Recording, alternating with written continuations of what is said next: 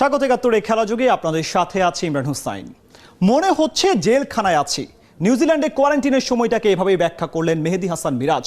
দ্বিতীয় দফায় সব ক্রিকেটারের করোনা টেস্ট নেগেটিভ আসায় সোমবার থেকে দিনে ২ দফা মুক্ত আকাশে ক্ষণিকের জন্য বের হতে পারবেন টাইগাররা। নিউজিল্যান্ডে বাংলাদেশ দলের সর্বশেষ অবস্থা রিপোর্টে। বদ্ধ দুয়ারে জমে যাওয়া শরীর, মানসিক ধকলটাই বেশি। সেখানে খানিকটা প্রশান্তির হাওয়া। ঘড়ির কাঁটায় বাঁধা মিনিট ৩০ মুক্তি, খোলা আকাশের নিচে দম ফেলার ফুরসত। নিউজিল্যান্ড সেনাবাহিনীর তৈরি কোয়ারেন্টাইন সেন্টারে এরই মাঝে ৪ দিন পার করেছে বাংলাদেশ দল। ২ দফা করোনা টেস্টের সবাই নেগেটিভ, তাই সোমবার থেকে দিনে ২ বেলা নির্দিষ্ট সময়ের জন্য বের হবার সুযোগ পাচ্ছেন টাইগাররা। যদিও এরই মাঝে এমন কক্ষবন্দি জীবনে হাঁপিয়ে উঠেছেন ক্রিকেটাররা। ৩-৪ দিন পরে হয়তো আমরা বাইরে যাওয়ার সুযোগ পেয়েছি হোটেলের সামনে, ওখানে যে ৩০ মিনিটের জন্য হাঁটাহাঁটি করার সুযোগ পেয়েছি এবং আমাদের কিছু প্লেয়ারদের সাথে দেখা হয়েছে, তাদের সাথে বিভিন্ন বিষয় আলাপ করা হচ্ছে এবং বলছি কিভাবে কি এক্সপিরিয়েন্স শেয়ার করছে সবাই সবার সাথে এবং কথা বলছি। এটাও খুব ভালো লাগার ছিল।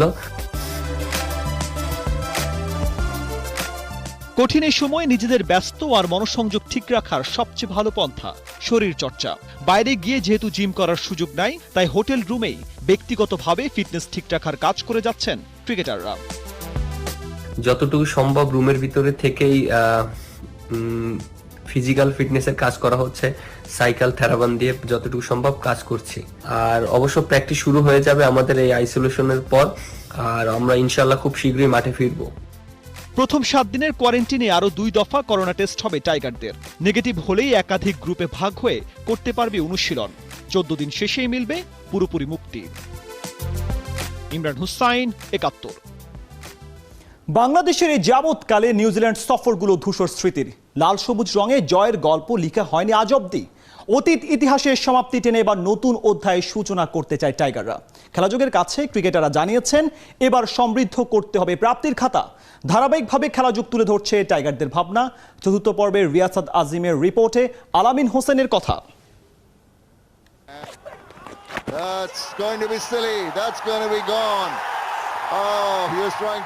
আলামিন হোসেনের আন্তর্জাতিক ক্যারিয়ার যেন ভাঙা গলার খেলা। ২০১৩-তে অভিষিক্ত পেসারের ব্যস্ততা, জাতীয় দলে আসা যাওয়ায় লাল সবুজের জার্সি গায়ে চাপানো যদি হয় অর্জন, তবে আক্ষেপ তার কখনোই ধারাবাহিক হতে না পারা। নিঃসন্দেহে কঠিন পরীক্ষা অপেক্ষায় আলামিনের সামনে ২০ সদস্যের বহরে যে ৭ জনই পেসার। একাদশে কিন্তু হচ্ছে ৩-৪ জন পেসার থাকবে, এটা আমরা ধরেই নিতে পারি। তো সেই জায়গাটায় কম্পিটিশনটা তো আসলে অনেক বেশি হবে আপনাদের নিজেদের মধ্যে। না, আসলে দেখেন বাংলাদেশের লাস্ট কয়েক বছর যাবতীয় পেস বোলারদের ভিতরে একটা ভালো হেলদি কম্পিটিশন চলতেছে। যে যখন সুযোগ পাচ্ছে সেই তার সেরাটা দিচ্ছে এবং সবাই ভালো খেলতেছে। তো সেই ক্ষেত্রে আসলে মানে ওই চিন্তা না করে যে কে খেলবে বা কে খেলবে না, নিজেকে ফিট রাখা বা নিজেকে প্রস্তুত রাখা, নিজের সুযোগটা যখন আসবে 100% কাজে লাগানো। পেস ডিপার্টমেন্টের কম্পিটিশনটা অনেকটা এক্সপেরিয়েন্স ভার্সেস নিউ কামার্স, মানে এই জায়গাটাকে আপনি কিভাবে দেখেন? হাসান মাহমুদ শরীফুলদেরকে আমরা নতুন দেখছি, আবার আপনারা যারা রয়েছেন, আপনি ফিজ রয়েছেন, আপনাদের মধ্যে একটা বড় প্রতিদ্বন্দ্বিতা। আমি বা ফিজ বা রুবেল কেউই ন্যাশনাল টিমে চিরদিন খেলবে না। তো আস্তে আস্তে টাইমের সাথে সাথে আমরা এক্সপিরিয়েন্স হবো। আজকে হাসান মাহমুদ বা শরীফুল আসতেছে, এরাও একসময় এক্সপিরিয়েন্স হবে, ওদেরও নিউ কম্পিটিটর আসবে। আচ্ছা, এটাই আসলে প্রসেস। ওয়ানডে আর টি-20-র ক্ষেত্রে বোলারদের চ্যালেঞ্জের পার্থক্যটা কোথায় হবে? এখানে আপনার টি-20 বলেন, ওডিআই বলেন, এখানে যত ডট বল ক্রিয়েট করা যাবে তত উইকেট নেওয়ার চান্সেস ক্রিয়েট হবে। তো সেক্ষেত্রে আমরা পেস বোলিং বলেন বা স্পিনার যারা খেলবে সবাই মিলে যদি ডট বলের সংখ্যাটা বেশি বাড়াতে পারি, তখন ব্যাটসম্যানদের উপর প্রেশার ক্রিয়েট করলেই উইকেট পাওয়া সম্ভব।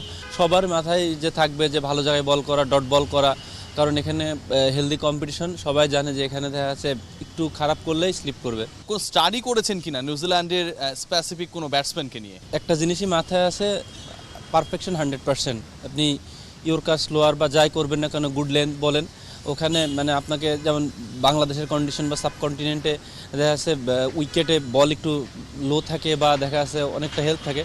তো সেক্ষেত্রে নিউজিল্যান্ডে আমার কাছে মনে হয় আপনার এক্সিকিউশন যদি 100% না হয় তো সবার জন্য ডিফিকাল্ট হবে। ব্ল্যাক ক্যাপদের বিপক্ষে বাংলাদেশের লড়াইটা অধিকাংশ ক্ষেত্রেই একতরফা। আলামিনের চ্যালেঞ্জ শুধু নিউজিল্যান্ডে বাংলাদেশের অতীত বদলানো নয়, নিজের অস্তিত্ব টিকিয়ে রাখারও। রিয়াসাত আজিম, ৭১। নিউজিল্যান্ড সফর মানেই বাংলাদেশের ক্রিকেটে হতাশার সুর। ব্যক্তিগত কিছু অর্জন থাকলেও দল হিসেবে প্রাপ্তির খাতায় যোগ আছে খুবই সামান্য। এবার কিউইদের দেশের সফরটা পুরনো হিসেব নিকেশ পাল্টে ফেলার সুযোগ, আবার নতুনদের জন্য বড় চ্যালেঞ্জও। নানান সমীকরণে গুরুত্বপূর্ণ এই সিরিজে পাখির চোখ রাখছে খেলাযোগ। নিউজিল্যান্ডে যে ভেন্যুতে খেলবে বাংলাদেশ তার বিস্তারিত জানাবো আমরা। আজ প্রথম পর্বে থাকছে ডানেডিনের গল্প।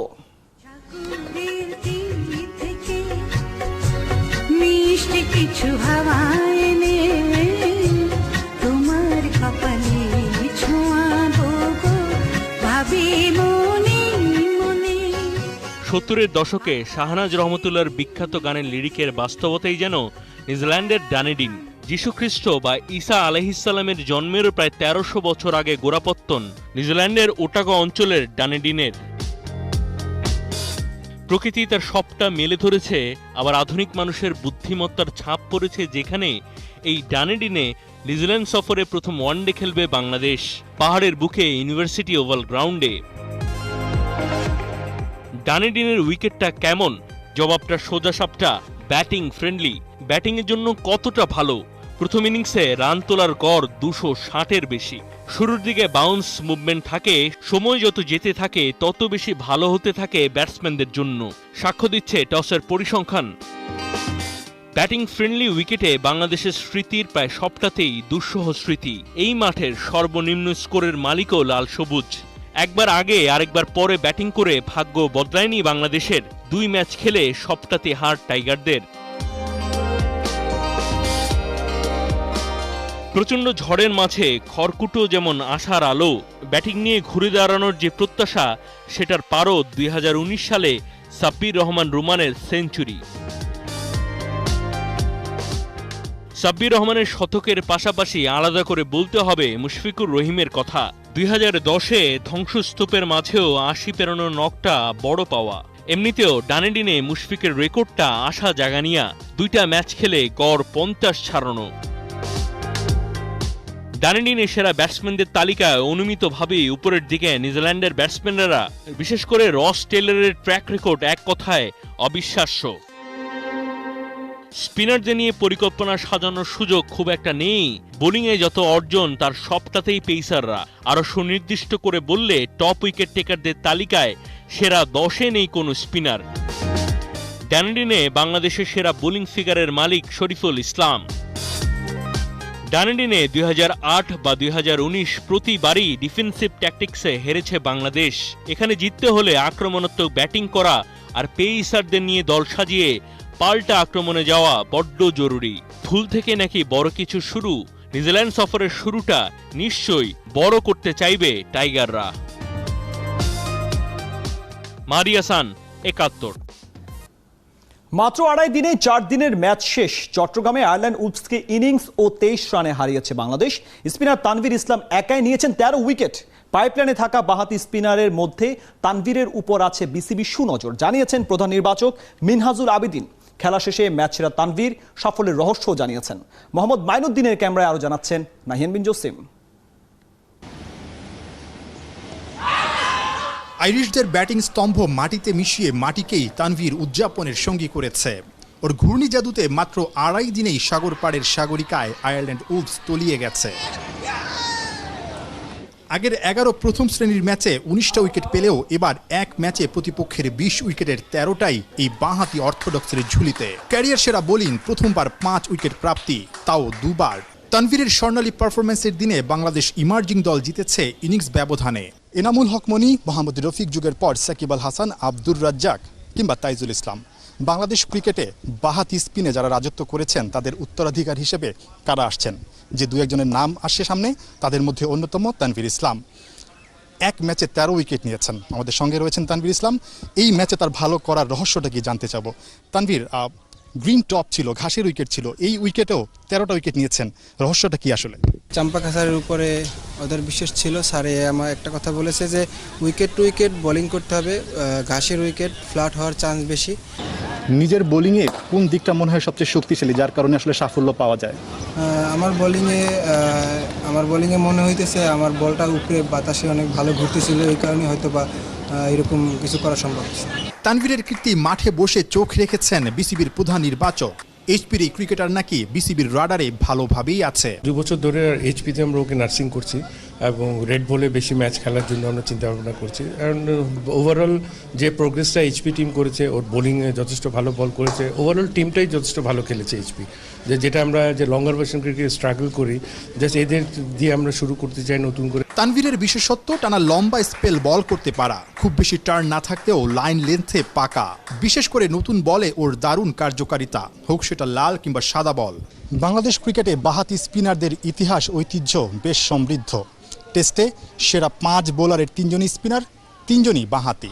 ওয়ানডেতেও একই চিত্র, সেরা 5 বোলারের 3জন স্পিনার, সেখানে 3জনই বাঁহাতি। এবং টেস্ট, ওয়ানডে এবং টি-20 3 ফরম্যাট মিলেও যদি দেখা হয়, সেখানেও সেরা 5-এর 3জনই বাঁহাতি স্পিনার। আন্তর্জাতিক ক্রিকেটে বাংলাদেশের সেই আধিপত্য যদি ধরে রাখতে হয়, তাহলে তানভীর ইসলামদের শুধু ম্যাচ খেলালেই হবে না, তাদের সঠিক পরিচর্যা করতে হবে বিসিবিকে। নাহিয়ান বিন জসিম, 71, জহুর আহমেদ চৌধুরী স্টেডিয়াম, চট্টগ্রাম।